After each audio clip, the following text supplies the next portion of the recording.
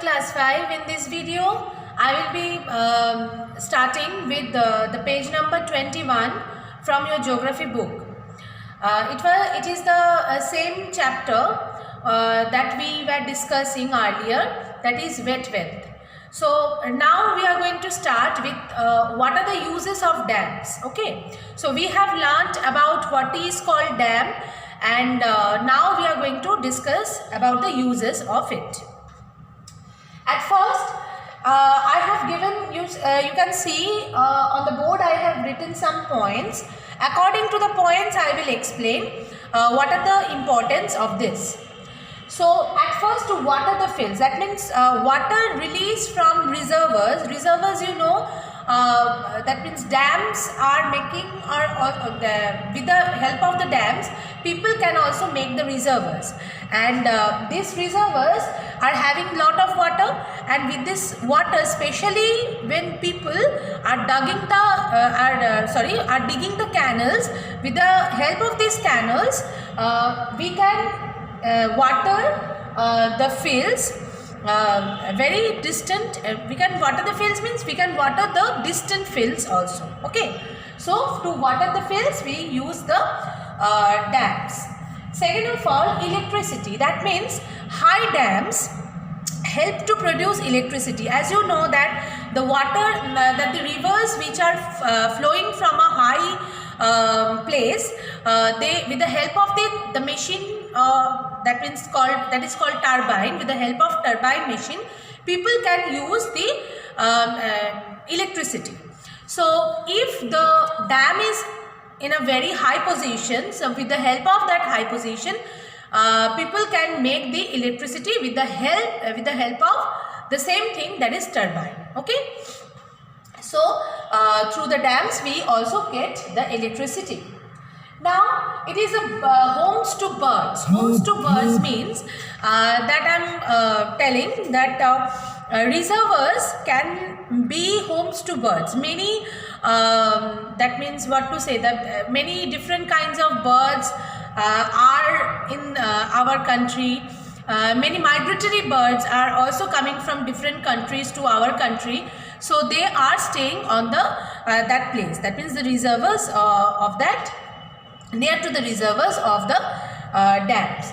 So here is an example that I am telling. The reservoir over the Satluj at Harike in Punjab, there bird sanctuary is also.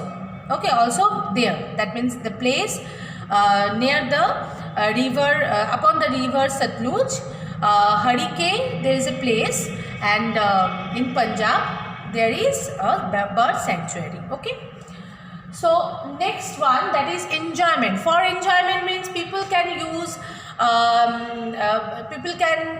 that means enjoy picnic there. People can enjoy what to say, that's boating there, and many other amusements are also there, so people can go and enjoy there.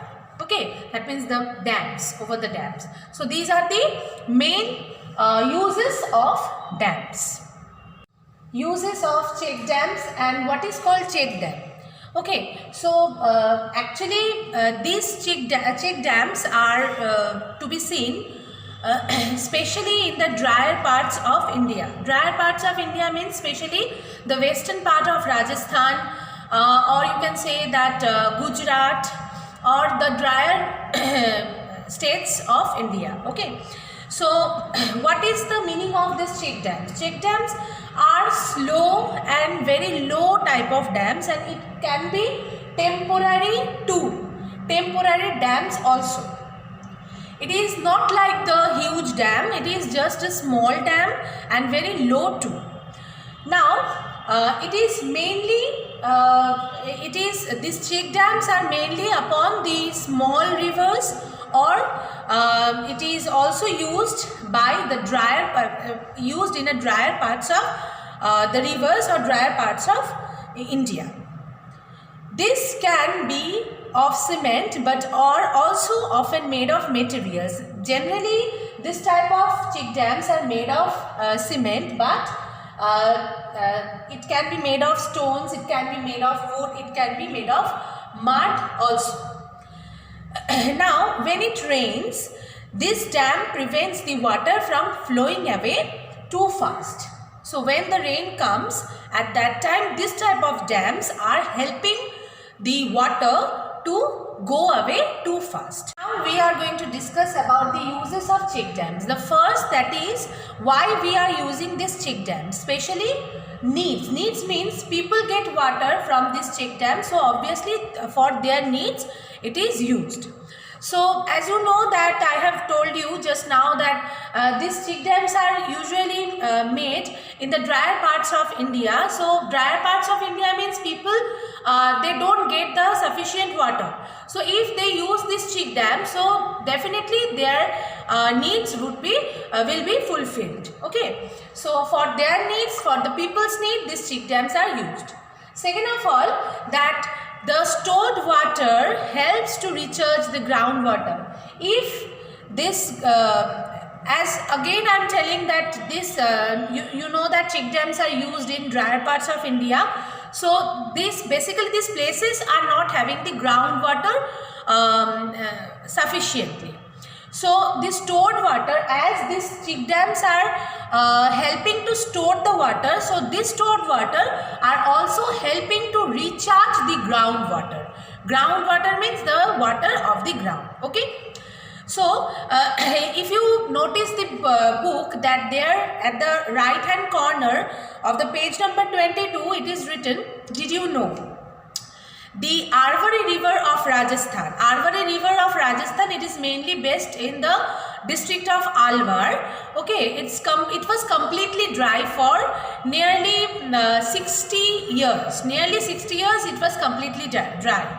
Before 30 years, what had happened, that people used to make the several check dams, and what happened, people used to build one pond near it, near of the source of the Arwari River. Okay, so what happened, that with the help of this different check dams and the pond,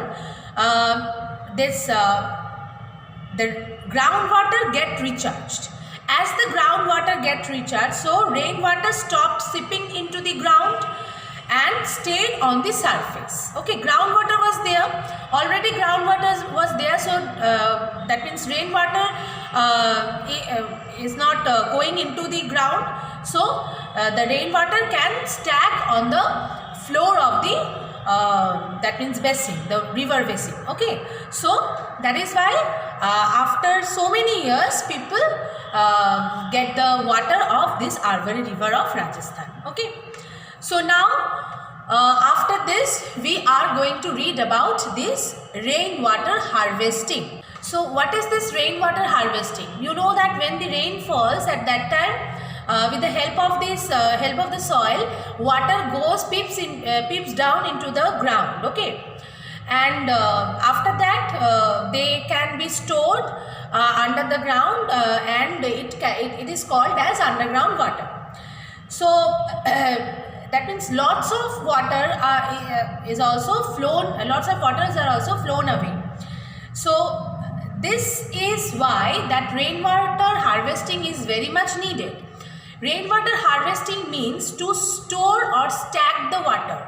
To stack the water means, suppose like if I am saying that rain occurs, at that time people can take the use of bucket and they can store the water into the bucket, and they can use the water for their toilet, for their gardening, and etc. etc.